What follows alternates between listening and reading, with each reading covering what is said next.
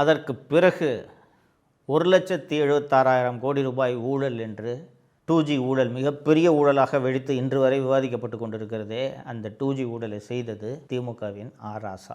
பின்னாளில் அவர்கள் ஆதாரங்கள் இல்லாமல் நீதிமன்றங்களால் விடுவிக்கப்பட்டார்கள் என்பது வேறு விஷயம். ஆனால் ஊழல் நடந்தது என்பது உண்மை. நீதிமன்றத்தில் நிரூபிக்க ஆதாரங்கள் இல்லாமல் இருக்கலாம், ஆனால் ஊழல் நடந்தது உண்மை. ஸோ இந்த 2G ஊழலாச்சா, சேது கால்வாய் ஊழலாச்சா, அதற்கு பிறகு இன்னும் பல்வேறு ஊழல் குற்றச்சாட்டுகள் அப்போது காங்கிரஸ் கட்சி மீது வைக்கப்பட்டது.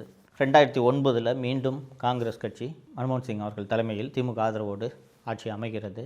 அதிலும் திமுக அமைச்சர்களாக பதவி ஏற்கிறார்கள். ஆனால் அதற்குள் இந்த 2G ஊழல் மற்ற ஊழல் எல்லாம் வெடித்து நாடு முழுக்க பிஜேபி மிகப்பெரிய போராட்டங்களை முன்னெடுக்கிறது.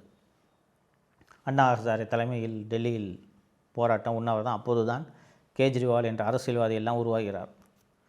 மிகப்பெரிய போராட்டங்கள் வெடிக்கின்றன. கிட்டத்தட்ட நாட்டு மக்கள் அத்தனை பேரும் சேர்ந்து காங்கிரஸ் கட்சியை வெறுக்க தொடங்கிவிட்டார்கள். ஸோ அதெல்லாம் முடிஞ்ச பிறகு 2014 தேர்தலில் அந்த 2G ஊழல், நான் சொன்ன இந்த இவ்வளவு ஊழல் இதெல்லாம் சேர்ந்து தான் 2014 காங்கிரஸ் கட்சி படுதோல்வி அடைந்தது.